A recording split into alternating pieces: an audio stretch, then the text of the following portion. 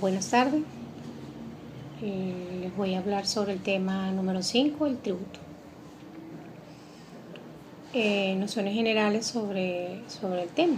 Decimos que el tributo son las prestaciones en dinero que el Estado exige en ejercicio de un poder, ¿verdad?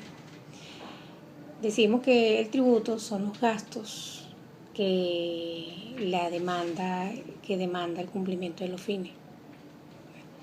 Decimos que la caracterización del tributo son tres: impuestos, tasas y contribuciones.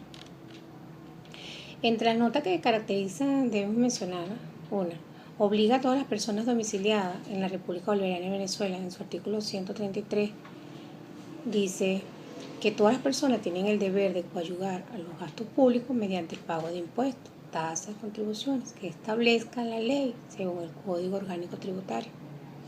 Punto 2, tenemos que el tributo, en el artículo 133 de la Constitución de la República Bolivariana de Venezuela, dice que por cuanto es el principio de capacidad económica, actúa como el verdadero principio material de la justicia en el ámbito del ordenamiento tributario. El punto número 3, el tributo constituye hoy el más típico exponente de los ingresos del derecho público. Punto número 4, el tributo consiste generalmente, según el artículo 337 de la Constitución de la República Bolivariana de Venezuela, ya que son recursos tributarios que se encuentran afectados a la financiación de los gastos públicos, lo que exige la disponibilidad por los entes públicos de las masas dinerarias. Punto número 5, el tributo no constituye nunca la sanción de un ilícito, sino que él mismo tiene unos fines propios, es decir, la obtención de ingreso. Decimos el tributo no tiene carácter fiscatorio, en el artículo 317 de la Constitución de la República Bolivariana de Venezuela. El tributo como instituto jurídico se articula a un derecho de crédito de una correlativa obligación.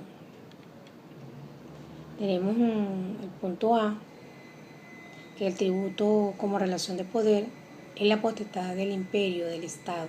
Es el único fundamento que puede apoyarse en la norma tributaria. Punto B, el tributo como relación jurídica obligacional.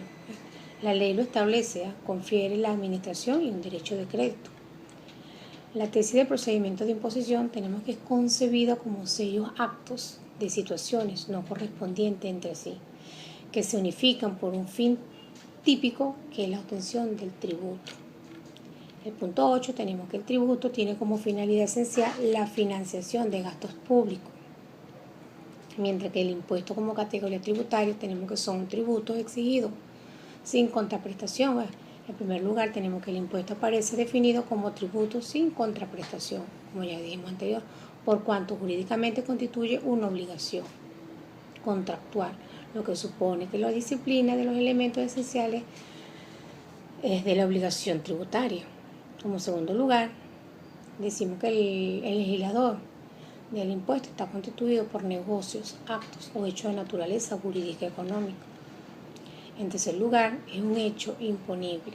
Debe poner de manifiesto la capacidad económica del sujeto pasivo como consecuencia de la posesión de un patrimonio, la circulación de bienes o la adquisición de gastos de renta. Mientras que las clases de impuestos tenemos que son impuestos subjetivos y impuestos objetivos, mientras que los subjetivos son aquellos que los elementos subjetivos es un hecho imponible. La circunstancia personal del sujeto pasivo es tenido en cuenta en el momento de cuantificar el importe de la deuda tributaria, a diferencia de los impuestos objetivos, en la que las circunstancias personales del obligado al pago no son tomadas consideraciones en el momento de cuantificar el importe de la deuda. Como punto 2, tenemos los impuestos periódicos e instantáneos. Los periódicos son aquellos impuestos cuyo presupuesto de hecho gozan de continuidad en el tiempo, como por ejemplo el impuesto sobre la renta. ¿Por qué? Porque anualmente cada persona, cada individuo está en la obligación de cancelar el impuesto sobre la renta a la nación. Por otra parte, decimos que los impuestos instantáneos son aquellos cuyo presupuesto de hechos se agotan por su propia naturaleza, en un determinado periodo de tiempo. Esto le podemos dar un ejemplo, que son los impuestos sobre sucesiones, sobre donaciones. Como punto 3 tenemos impuestos directos e indirectos. Se dice que los impuestos directos se presentan de esta categoría cuando la norma jurídica tributaria establece la obligación de un pago de impuestos a cargo de una determinada persona. Por eso podemos decir que son impuestos personales, son aquellos que se determina la participación directa del contribuyente, es decir, el elemento objetivo del presupuesto de hecho solo puede concebirse por referencia a una persona determinada. Podemos dar un ejemplo de este impuesto personal, que serían los mismos impuestos sobre la renta, que como ya le dije anteriormente, es un impuesto que cada persona es contribuyente. Tenemos los impuestos reales, que son, podemos decir, pues, que no toman en cuenta la capacidad contributiva o el elemento personales del contribuyente. Podemos dar un ejemplo que son, como ya también habíamos hablado, las sucesiones y las donaciones. Mientras que los indirectos son aquellos que pueden trasladarse por cuenta gravan, actos o situaciones accidentales como los gastos, consumos o bien de transferencia de riqueza, el gasto o el consumo.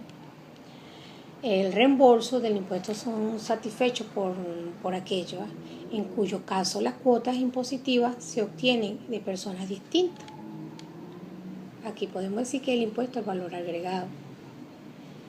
El impuesto al valor agregado es el impuesto que se cancela por cada producto que nosotros podemos adquirir. Ahí estamos nosotros cancelando el impuesto agregado, impuesto al valor agregado.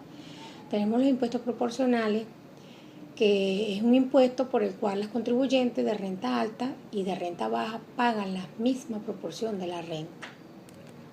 Mientras que los impuestos progresivos son aquellos por el cual los contribuyentes de mayores ingresos pagan proporcionalmente más que los menores ingresos.